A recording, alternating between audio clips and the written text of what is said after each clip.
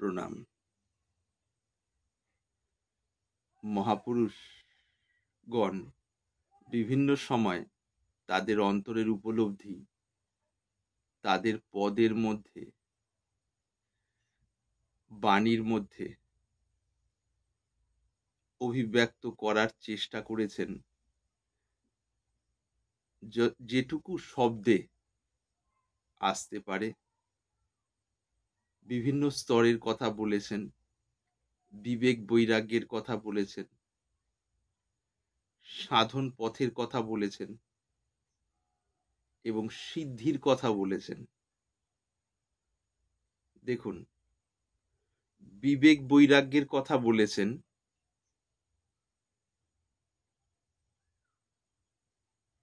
সাধনের কথা বলেছেন এবং সিদ্ধির কথা বলেছেন। বৈধি ভক্তির কথা বলেছেন, যে ধাপে ধাপে ধাপে ধাপে বৈধি ভক্তি। আবার সিদ্ধির পরে পরাভক্তির কথা বলেছেন। পরাভক্তি সিদ্ধির পরে লাভ হয়।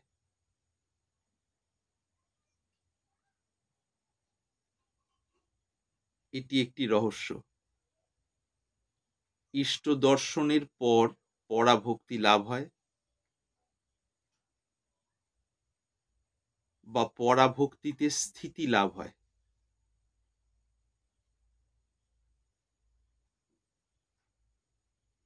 এটি একটি রহস্যের কথা। আমরা ভাবতে পারি যে ইষ্ট দর্শন যদি হয়, তারপরে আবার ভক্তির কি প্রয়োজন, বা ইষ্ট দর্শনের থেকে উচ্চতর কিছু কি আছে? হ্যাঁ,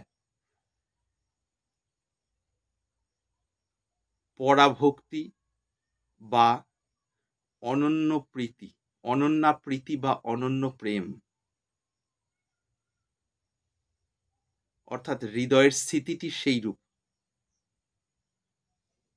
যে নিরন্তর একটি ভক্তির ধারা নিরবচ্ছিন্ন ছেদবিহীন ভাবে সেই দিকেই প্রবাহিত হচ্ছে। কোনো চাহিদা নেই সেই ভক্তির বিনিময়ে বা ভক্তির মধ্যে দিয়ে।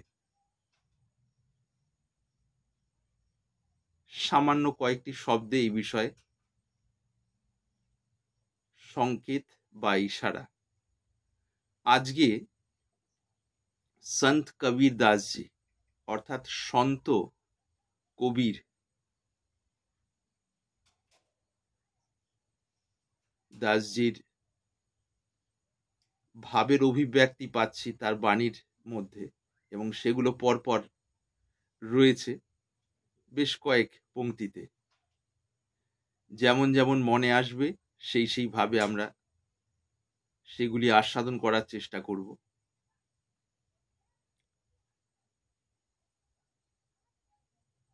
কিভাবে সেই পরম অনুভূতিটি ঘটে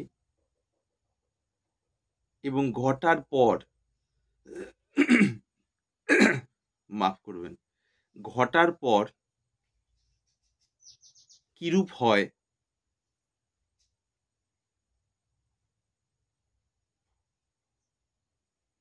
এবং সে আনন্দের অভিব্যক্তি করতে গিয়ে ব্যর্থ হয়ে সেই মহাত্মা কি বলে থাকেন বা কিরূপ বলতে পারেন, এবং শেষে সেই পরম স্থিতিতে ডুব দেওয়ার জন্য সংকেতই বা কিরূপ দিয়ে থাকেন,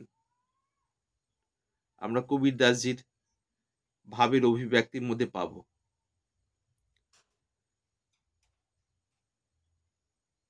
अपन को आप ही में पायो, शब्द ही शब्द भयो उजियारा, सदगुरु भेद बतायो।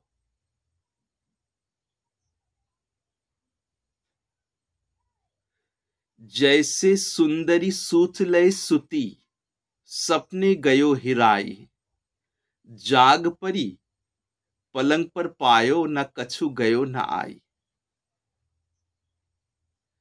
जैसे कुंवरी कंठमणि हीरा, आभूषण विसरायो, संग सखी मिलु भेद बतायो, जिया के भरम मिटायो। जास मृग नाभि कस्तूरी ढूंढत वन वन धायो।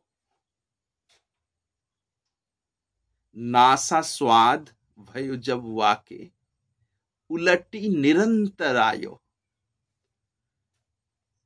कहा कहूं वा सुख की महिमा जो गुंगे गुर खायो। कहत कबीर सुनो भई साधो जो का तू ठहरायो।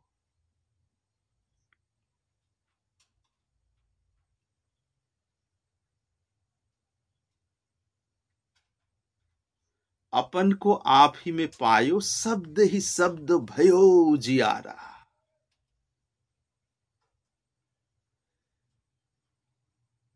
अपन को आप ही में पायो নিজেকে নিজেরই মধ্যে লাভ হলো।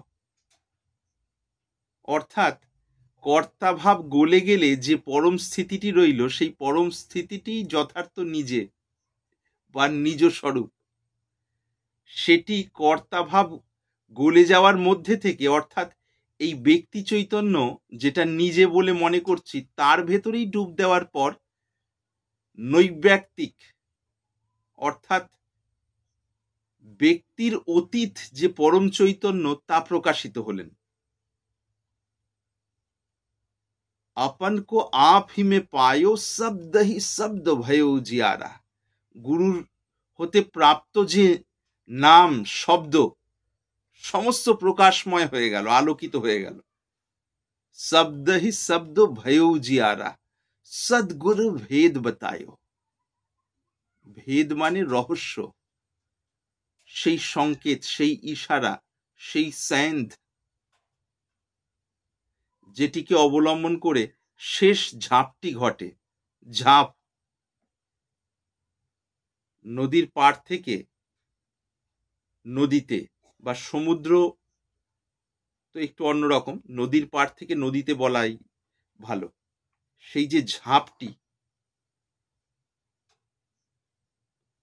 পাতঞ্জল যোগ দর্শনের ধারা অনুযায়ী যদি ধরি, যম নিয়ম আসন প্রাণায়াম প্রত্যাহার ধারণা ধ্যান এবং সমাধি, ধ্যান থেকে সমাধি অষ্টম ধাপের মধ্যে দিয়ে ঝাঁপ দিয়ে সেখানে কিভাবে জেগে ওঠা যায়, সেখানে মানে পরমের স্থানে।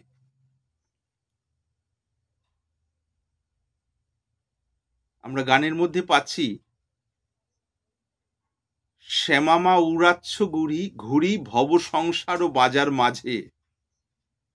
তারপরে আরো রয়েছে, একটি জায়গায় আছে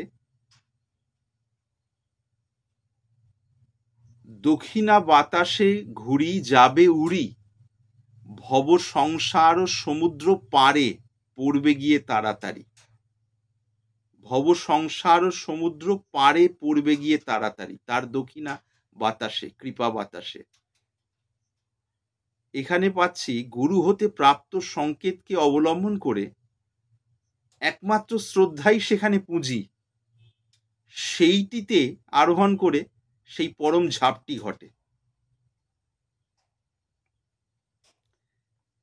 এই পরম ঝাঁপটি ঘটার জন্য মনের যে প্রস্তুতি সেটি ধাপে ধাপে চলতে চলতে চলতে চলতে হয়ে যায়।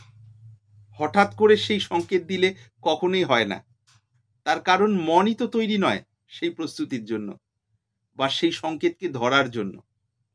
তার কারণ বহু সময় বহু সংকেত শব্দের মাধ্যমে, ব্যবহারের মাধ্যমে, আপাত দৃষ্টিতে অসংলগ্ন এবং অব্যবস্থিত পরিস্থিতি প্রদর্শনের মাধ্যমে বিভিন্ন সময় সেই ব্রহ্মতত্ত্বের দিকেই সংকেত দেওয়া হয়ে চলেছে বা সব সময়ই হয়। কিন্তু ধরার মানুষ চাই, অর্থাৎ ধরার মন চাই। সেই মনটি তৈরির জন্যই সাধনা, এই হলো সার কথা। তাহলে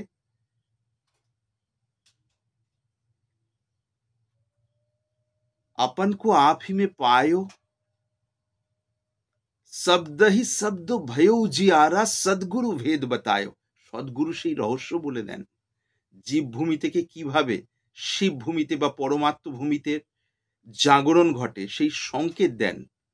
জাগরণটি প্রয়াসসাধ্য নয়, তবে জাগরণ বিষয়টি যেন ঘটতে পারে, তার জন্য সর্বোত্তম মনোদশা কোনটি হতে পারে সেইটি বিষয়ে সংকেত দেন। সদ্গুরু ভেদ বতায়, পরম রহস্যের বিষয়। যারা বছরের পর বছর সাধন করেছেন তাদের কাছে এই ক্ষণটি পরম অমূল্য ক্ষণ, পরম অমূল্য ক্ষণ। বছরের পর বছর সাধন না করলে, হৃদয় সেইরূপ পবিত্র না হলে এইটি বুঝতেই পারা যায় না, এর মর্ম কিছু মাত্র উপলব্ধিতে আসে না।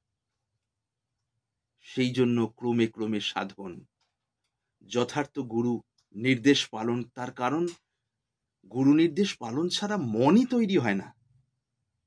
নিজের অহংকার নিয়ে বিভিন্ন রকম চচ্চড়ি তৈরি করা হয়। চচ্চড়ি মানে ভাবনার বিভিন্ন রকম এদিক সেদিক ঘোল পাকানো হয়, আর কিচ্ছু নয়। সদ্গুরু ভেদ বতায়, তারপরে জৈসে সুন্দরী সুতলয় সুতি স্বপ্নে গয়ো হিরাই।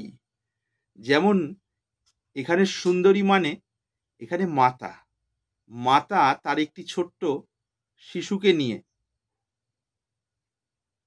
6 মাস 7 মাস 8 মাস সে শিশুকে নিয়ে ঘুমিয়েছেন। এবার ঘুমের মধ্যে স্বপ্ন দেখছেন যে শিশুটি কোথায় হারিয়ে গিয়েছে। স্বপ্নে গয়ো হিরাই, জাগ পরি পলঙ্গ পর পায়ো, না কछु গয়ো না আই। ঘুম থেকে জেগে উঠে হঠাৎ দেখলেন যে আরে পাশেই তো রয়েছে শিশুটি।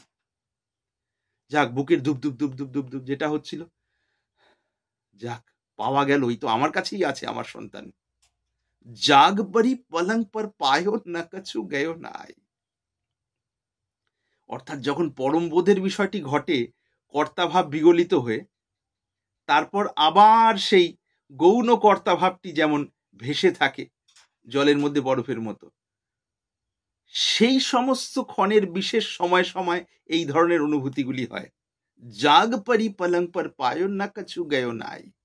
আরে সেই পরম ধন তো আমার কাছে আছেই।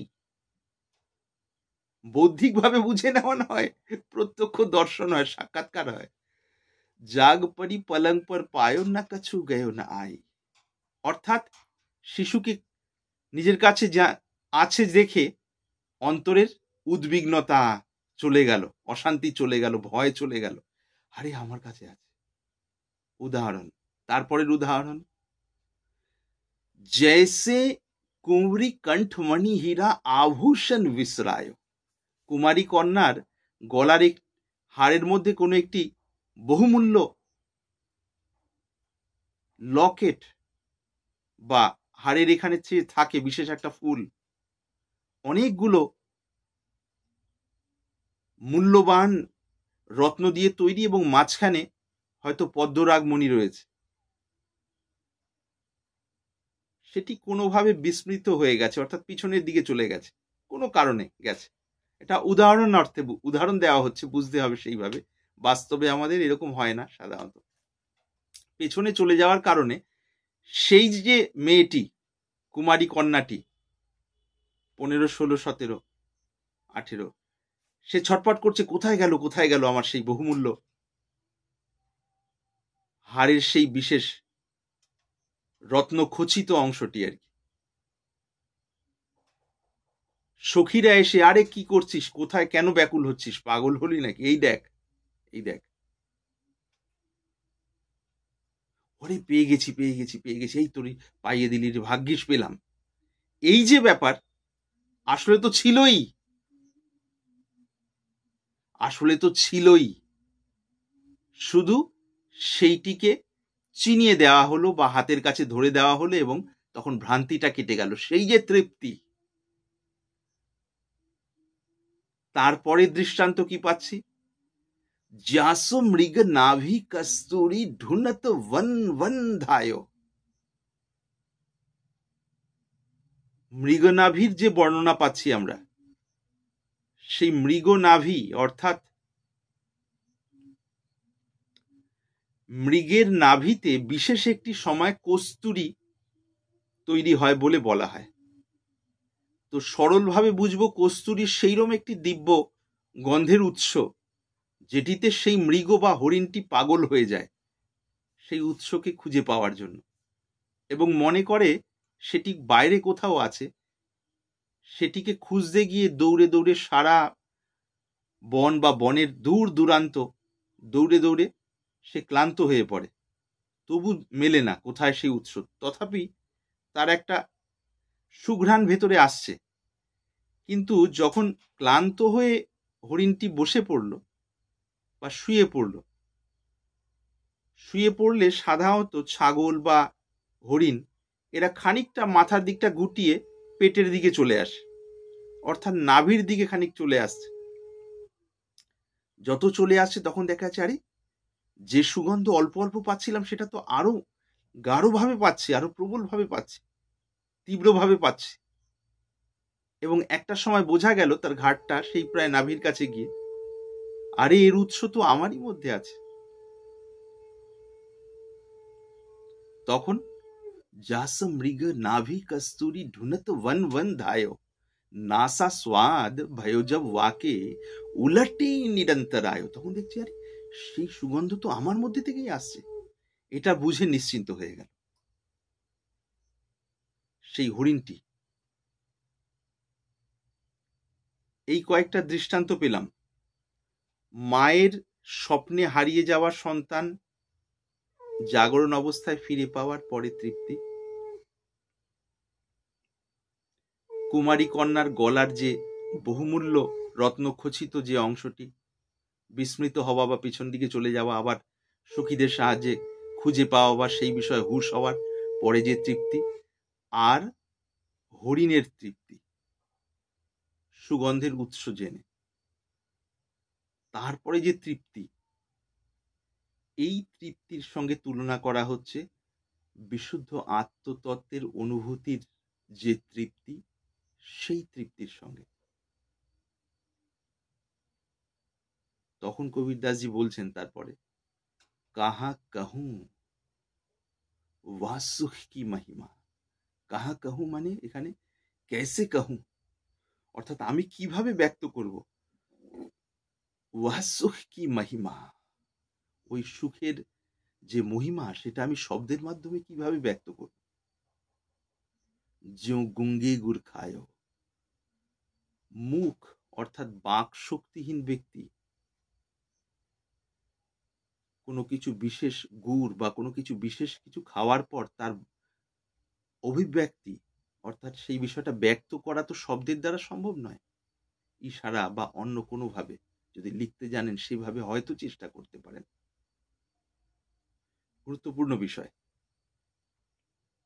যে গঙ্গে গুড় খায়,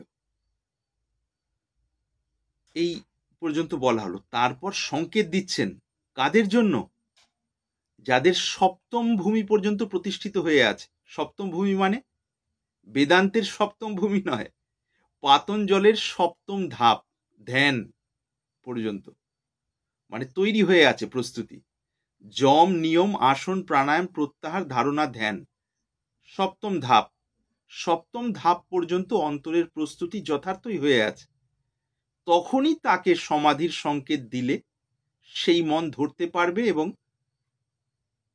ধ্যান ও পরিত্যাগ করে সমাধির মধ্যে মনটি প্রবিষ্ট হয়ে নিজের অস্তিত্ব হারাবে, অর্থাৎ গলে যাবে।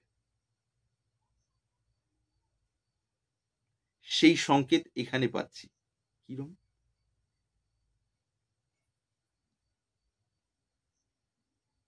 আগের থেকে বলছি, কাহা कहूं ওয়া সুখ কি মহিমা जो गुंगे गुड़ खायो। সুখের মহিমা কিভাবে বলবো, যেন বাকশক্তিহীনের গুড় খাওয়ার মতো। তারপর कहत कबीर सुनो भई साधो, ज्यों का त्यों ठहरायो। ज्यों का त्यों, হে সাধু ভাইগণ বা হে সাধু ভাই। সাধু মানে এখানে সেই পথিক যিনি সততার সাথে চলেছেন প্রত্যেকটা দিন, রাত্রি এবং ক্ষণ। সেই দিকে তার বহু ওঠা পড়ার সাক্ষী তার নিজের বিবেক, এবং ভগবান তো আছেনই। অসংখ্যবার ওঠা পড়ার পরও যিনি পড়ে থাকেননি, তিনি আবার উঠে দাঁড়িয়েছেন, আবার চলেছেন, সেই জনই হচ্ছেন সাধু, অর্থাৎ নিয়ত প্রয়াসরত বা রতা। তাদের উদ্দেশ্যে বলছেন। তবে তার স্তর ভেদ হবে অবশ্যই, কার কেমন প্রগাঢ়তা তার সাপেক্ষে স্তর ভেদ। এইটি कहत कबीर सुनो भाई साधो ज्यों का त्यों ठहरायो। ज्यों का त्यों মানে ইংরেজিতে আপনারা বলে থাকেন, শিক্ষিত মানুষজন বলে থাকেন প্রায় অ্যাজ ইট ইজ, অর্থাৎ যেমন আছে ঠিক তেমন। যেমন আছে ঠিক তেমনের খোঁজ পাওয়া যায় না। যার মনের চেতনা যে স্তরে গেছে, সেই জায়গা থেকে তিনি এই শব্দগুলির বা এই শব্দগুচ্ছের মানে সেইরূপ বুঝবেন। এইটি রহস্যের কথা। ঠিক যেমন ঠিক তেমন, বা ঠিক যেমনটা ঠিক তেমনটা, বা যেটা যেমন সেটা তেমন, বা যে ফলের যে স্বাদ সে ফলের সেই স্বাদ, এগুলো সবই সংকেত ওই মূলের দিকে। ধ্যানের ভূমি থেকে ঝাঁপ দেওয়ার জন্য কোন দিকে? সমাধির দিকে।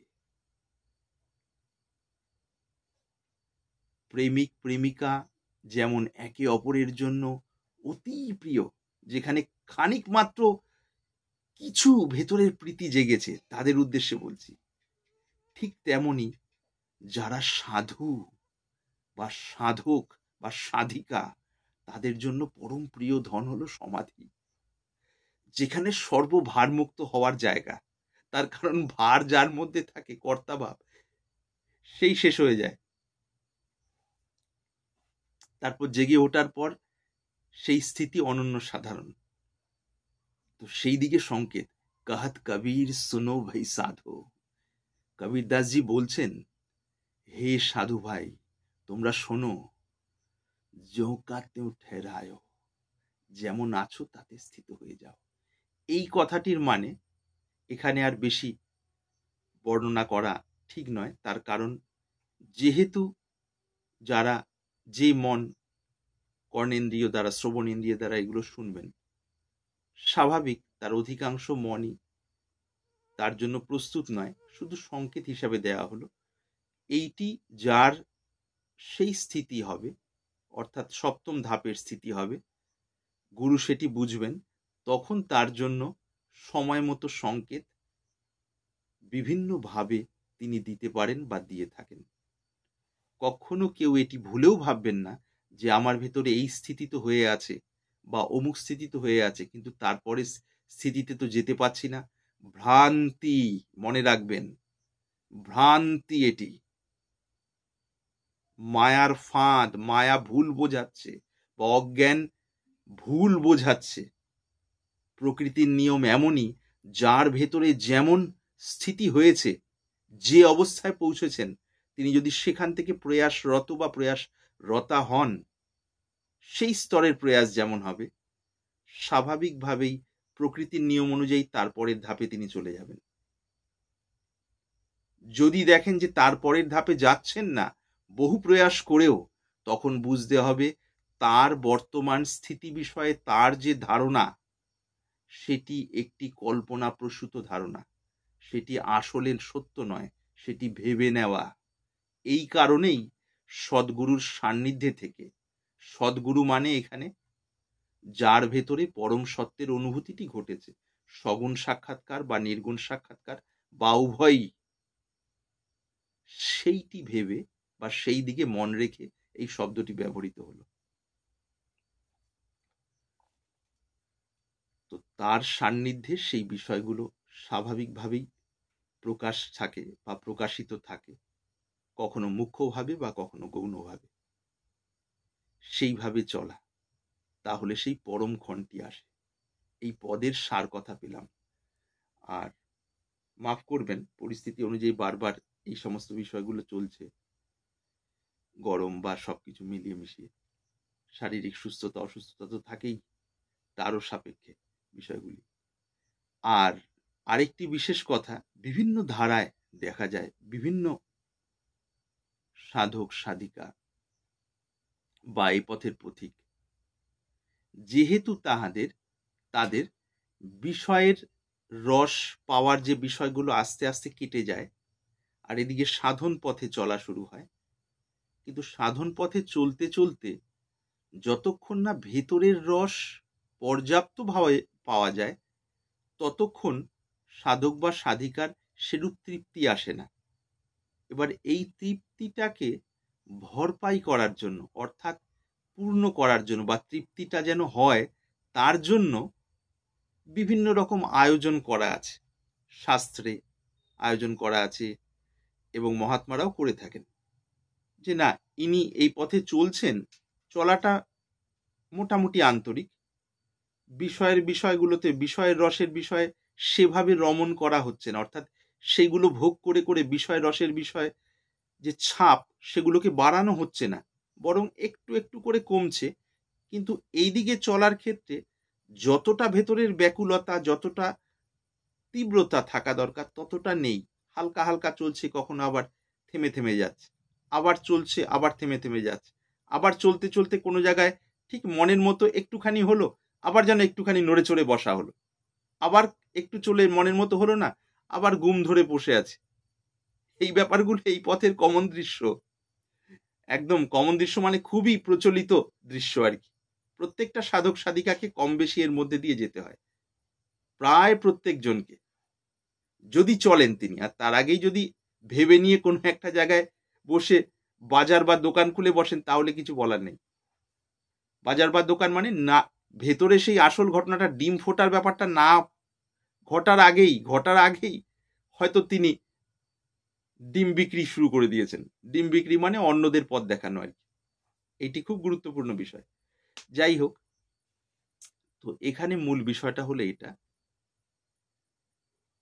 কোন সাধক বা সাধিকার জন্য এ পথে চলতে গেলে নাম জপ এবং আনুষঙ্গিক যেগুলো প্রয়োজনীয় বিষয়, যেমন যেমন নির্দেশ বা যেমন যেমন ভাবে বলা হয়েছে, সেগুলির সঙ্গে সঙ্গে অন্য কিভাবে চললে কিছুটা সরসতা বজায় থাকে, না হলে সাধন পথের যে তীব্রতা এবং নিরসতা, বিশুদ্ধ সাধন পথের যে নিরসতা, সেইটা বুকে নেওয়ার মতো সামর্থ্য থাকে না। অনেক উচ্চাবস্থায় গেলে তখন সেই সামর্থ্যগুলো আস্তে আস্তে আসে সাধক সাধিকাদের। নাহলে কেবল নাম জপ করছি আর গুরু নির্দেশ পালন করে চলছি, এবার ধীরে ধীরে নিরস হতে থাকবে তো। তার কারণ নিরসতায় যখন হৃদয়ের সম্পূর্ণ বিষয় রসের এক বিন্দুও থাকবে না, বলেছেন মহাজনরা, এক বিন্দুও থাকবে না, সেই নিরসতার আগুনে, শুষ্কতার আগুনে যখন হৃদয় জ্বলে ছারখার হয়ে যাবে সমস্ত সংস্কারগুলো, তখন ব্রহ্মানন্দের অনুভূতি শুরু হয়, বা ব্রহ্মানন্দের অনুভূতি শুরু হওয়ার অবস্থা আসে, যোগ্যতা আসে, বা প্রস্তুতি হয়। কথার কথা নয়, এগুলি সত্য। যদি কেউ সততার সাথে চলেন, এগুলি অনুভব করবেন। তো যাই হোক, এগুলি নেতিবাচকভাবে নয়, ভেতরের খুঁটিনাটি বিষয়গুলো যেমন যেমন মনে পড়ছে সেগুলো বলা হচ্ছে, অবশ্যই ইতিবাচকভাবে, সেই পরম ইতিবাচকের দিকে নিয়ে যাওয়া, অর্থাৎ যেখানে ইতি নেতির পার আর কি। এইটি মাথায় রাখতে হবে। অনেকেই দেখা যায় বিভিন্ন সময় বইপত্র থেকে, এদিক থেকে ওদিক থেকে বহু রকম পড়ে, বহু তথ্য সংগ্রহ করে নিজের মনটিকে বোঝাই রাখার চেষ্টা করেন, বোঝাই করে রাখা, এবং সেগুলো অন্যদের সাথে আদান প্রদান করে তাদেরও মনকে বোঝাই করতে সাহায্য করেন। তার সঙ্গে সঙ্গে ভেতরে একটা ভাব পুষ্ট হয়, আমি কিন্তু অন্যদের থেকে একটু বিশেষভাবে তৎপর এবং যত্নশীল বা যত্নশীলা, এইটা কিন্তু আপনারা জানবেন। গৌণভাবে এই বার্তাটাই তাকে কেন্দ্র করে ছড়িয়ে যায়, আমি কিন্তু বিশেষভাবে অনুশীলন করছি, আমি কিন্তু এত রকম নিয়ম পালন করছি, আমি কিন্তু আহারের ক্ষেত্রে অন্যদের থেকে এত বেশি সজাগ, আমি কিন্তু বিহারের ক্ষেত্রে, বিহার মানে সারাদিনের আচার আচরণ চলাফেরা সব নিয়েই আহার বিহার আর কি, সোজা কথায়, সেই ক্ষেত্রে এত বেশি সতর্ক। এই সবের পিছনে সতর্ক বটেন তিনি, বা বটে, কিন্তু তার সাথে সাথে তার অহংয়ের পাল্লাটা, ওজনটাও তো বাড়ছে। তার কারণ এতগুলো আমির বোঝা রয়েছে, আমি কিন্তু অন্যদের থেকে সতর্ক, তাহলে কি আগে তিনি যখন নিজেকে সাধারণ মানুষ হিসেবে মনে করতেন, দীক্ষা ইত্যাদি হয়নি, তখন যেমন ঠিক আছে পাঁচ মিশালি, কিছুটা আমার মধ্যে ভালো কিছুটা মন্দ ইত্যাদি ইত্যাদি এভাবে চলছে।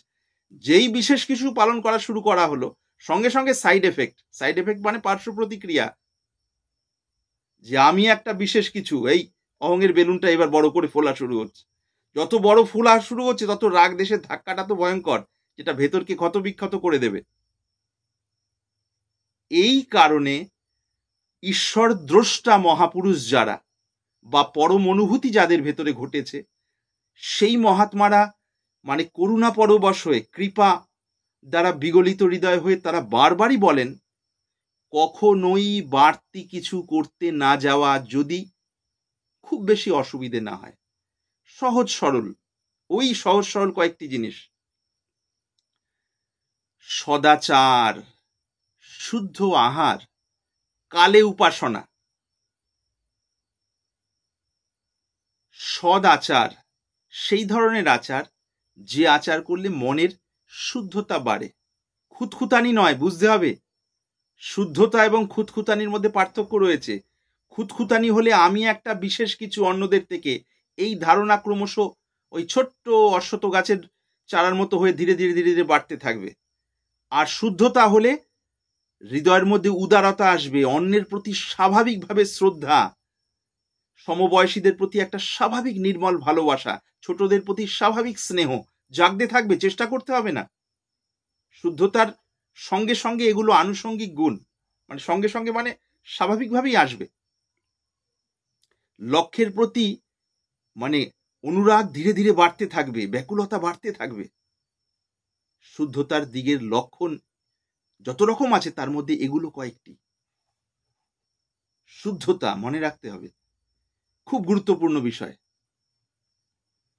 যখনই আমি একটা বিশেষ কিছু হচ্ছে, হাজার বইয়ের বিভিন্ন বিষয় পড়লাম, আজকাল সহজ হয়ে গেছে এই সোশ্যাল মিডিয়া অর্থাৎ সমাজ মাধ্যম, মানে এই যে খবরাখবর আদান প্রদানের যে মাধ্যমগুলো, সংবাদ মাধ্যম যা কিছু রয়েছে বা সামাজিক যে মাধ্যমগুলো রয়েছে, সেখান থেকে সংগ্রহ করে ওই সংক্রান্ত কোনো লেখা সংগ্রহ করে অমুক জায়গায় দিয়ে দিলাম। কোনটা পড়ে খানিকটা ভালো লাগলো মানে কি অহংপুষ্ট হলো যে আমি বিশেষ কিছু জানলাম। এই জানলাম ভাবটাই তো অহংপুষ্ট স্থিতি। তার কারণ মূল উপলব্ধির ক্ষেত্রে তো এই জানার আর কোনো গুরুত্ব নেই। এই জানার বিষয়টা যেহেতু মানুষ কিছু না করে থাকতে পারে না, সেই জন্য বলা হয় এই বইপত্রগুলো পড়ো বা এই জিনিসগুলো শোনো, এগুলো একটু সারাদিন মাথা দাও। কেন এগুলোতে মাথা না দিলে সে তো স্থূল উল্টোপাল্টা অন্য ক্ষেত্রে মাথা দেবে। সেই কারণে কিছু কিছু গ্রন্থ বা বই পুস্তক ইত্যাদি পড়তে বলেন মহাত্মারা। সেটাও কাকে কখন কোন বই পুস্তক পড়া সেটাও ঠিক করে দেন। যে মনের ইচ্ছা আমাকে বসতে বলা হয়েছে গভীর সাধনে, বা নির্দিষ্ট প্রত্যেক দিন সকাল সন্ধ্যায় 1 ঘন্টা 1 ঘন্টা, অতটুকু না পারলে 30 মিনিট 30 মিনিট, সেটুকু যদি না পারা যায় অন্তত 15 মিনিট বলা হয়েছে, অথচ আমি পরিব্রাজনের বিষয় পড়ছি, তপভূমি নর্মদা গ্রন্থ পড়ছি। এবার তপভূমি নর্মদার মধ্যে তো পথ চলার আবহাওয়া রয়েছে, যে নর্মদার ধারে ধারে চলতে চলতে কিভাবে মায়ের নাম জপ করতে করতে তার কৃপায় চলতে চলতে কিরম ভাবে অনুভূতি উপলব্ধিগুলো হয়। এই তো এবার সেই তপভূমি নর্মদা পড়ে সেই সময় যে সাধক বা সাধিকাকে বলা হলো যে নির্দিষ্টভাবে আসনে বসে জপ করা, 10 দিন 15 দিন 1 মাস 1.5 মাস 2 মাস 3 মাস 4 মাস 6 মাস করে যেই একটু মন জমছিল, সঙ্গে সঙ্গে তপভূমি নর্মদা বই থেকে পড়া যে সাময়িকভাবে প্রাপ্ত ভাব, অর্থাৎ পথ চলার ভাব, পথ চলা মানে স্থূল শরীর নিয়ে পথ চলা আর কি, সেই ভাবটা যেহেতু লেখক ওইভাবে লিখেছেন, সেইটার দ্বারা খুব সহজেই মন প্রভাবিত হয়ে আসনে বসে যে সাধন করার নিষ্ঠাটা খানিকটা কমে গেল, অর্থাৎ তাতে ছেদ পড়ল। খুব গুরুত্বপূর্ণ বিষয়। আপনারা হয়তো আমার শব্দ অবশ্যই শুনতে পাচ্ছেন, না দেখতে পেলেও, তার কারণ যে জায়গায় আছি সেখানে বিভিন্ন সময়, অর্থাৎ যে কোনো সময় কারেন্ট চলে যাওয়া এবং আসা বিষয়গুলো হতে থাকে, সেই বিষয়গুলো অবস্থা বুঝে এখান থেকে সার গ্রহণ করে নেবেন আশা করি। তাহলে গুরুত্বপূর্ণ বিষয় হলো এইটি, সেই সাধক বা সাধিকার জন্য কখনোই পরিব্রাজনমূলক গ্রন্থ পড়াটি কাম্য নয়। তার কারণ সাধনে বলা হয়েছে প্রথমে বহুদক। বহুদক মানে বহু জায়গায় ঘুরে ঘুরে কিছু জপ ধ্যান তীর্থস্নান ইত্যাদি করে করে মন একটু শান্ত হলে তখন কুটিচক অর্থাৎ এক জায়গায় বসে সাধন করবেন। এবার যে সাধক বা সাধিকাকে গুরুদেব তার অবস্থা বুঝে সেই কুটিচক এর যেমন রীতি সেই হিসাবে সাধন দিয়েছেন, তিনি সাধন করতে করতে হঠাৎ করে বহুদক সংক্রান্ত যদি গ্রন্থ পড়েন, তার তো নিষ্ঠাতে ছেদ পড়বে। সেই ছেদই তাকে সিদ্ধির পথে উপলব্ধির পথে চলতে গিয়ে বিষয়টিকে গতি কমিয়ে দেবে, অর্থাৎ বিষয়টি আরো বেশি বিলম্বিত হবে।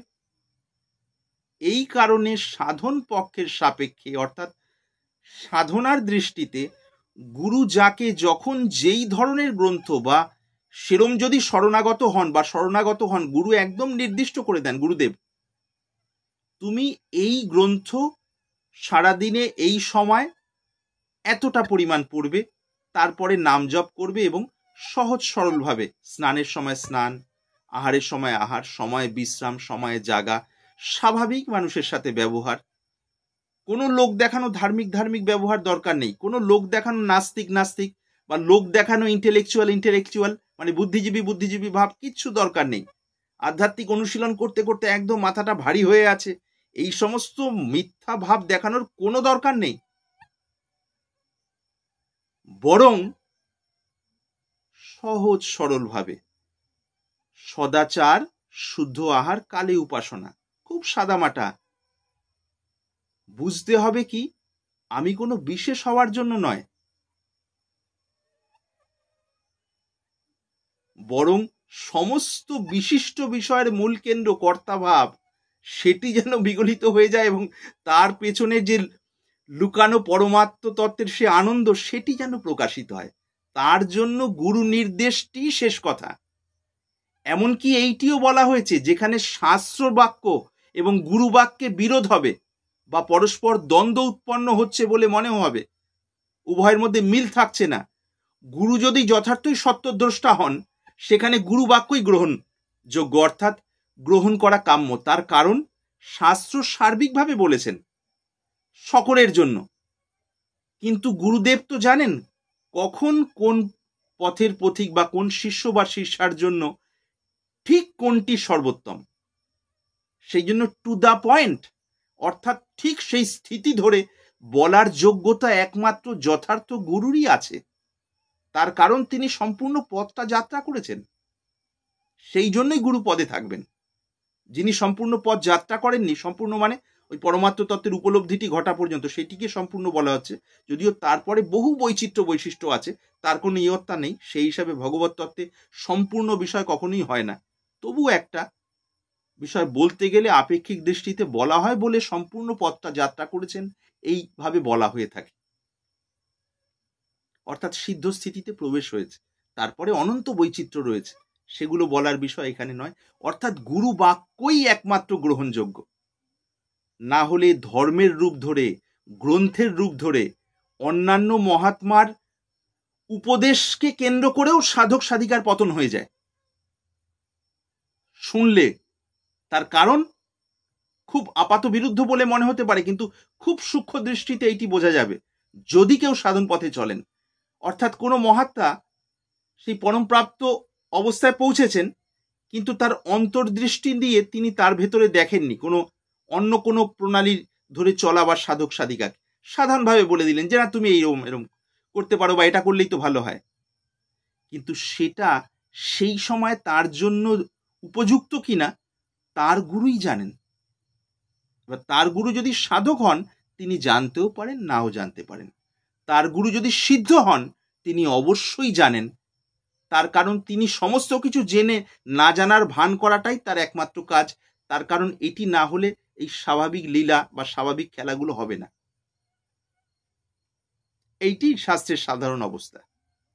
তো যাই হোক, এখানকার সার বিষয় হলো এইটি, সাধন পথে চলতে চলতে যদি তথাকথিত ধার্মিক বা তথাকথিত আধ্যাত্মিক ব্যক্তিত্ব হিসেবে নিজের পরিচয় অন্যের কাছে যাক, সেইটি চাই, তাহলে তাদের এক আলাদা ব্যাপার। আর যদি যথার্থই পরমানন্দ স্বরূপ হতে চাই বা পরমানন্দ স্বরূপ এই অনুভূতিটি যেন ফুটে উঠুক, এইটি চাই, তাহলে গুরু বাক্য পালন বা গুরু নির্দেশ পালন, গুরু নির্দেশ পালন আর গুরু নির্দেশ পালন, এই কথাকে কেউ যদি রূঢ়িবাদী মন্তব্য বলে মনে করে থাকেন, আমি তার বা তাদের উদ্দেশ্যে এই কথাটি বলতে চাই, যতক্ষণ সাধনা ভালো পর্যায়ে না যায় ততক্ষণ এই কথার অর্থ বা মানে স্থূল দৃষ্টিতে রূঢ়িবাদী বা প্রাচীনপন্থী ঘেঁষা বলে মনে হবে। এইটি স্বাভাবিক। পক্ষান্তরে যদি সাধন গভীর স্তরে পৌঁছয় এবং মনে যথার্থই আলো জ্বলে, সেটি একটি শুদ্ধ স্বচ্ছ পবিত্রতা এনে দেয়, রাগ দেশ কমে যায়, ভেতরের স্বাভাবিক সমতা আসতে থাকে। সেই জায়গা থেকে এই বক্তব্যের তাৎপর্য এবং অন্তর্নিহিত অর্থ তেমন তেমন বোঝা যাবে, যিনি বুঝছেন তার স্থিতি যেমন সেই অনুপাতে। খুব গুরুত্বপূর্ণ বিষয়। জয়গুরু, সকলে আমার প্রণাম নেবেন।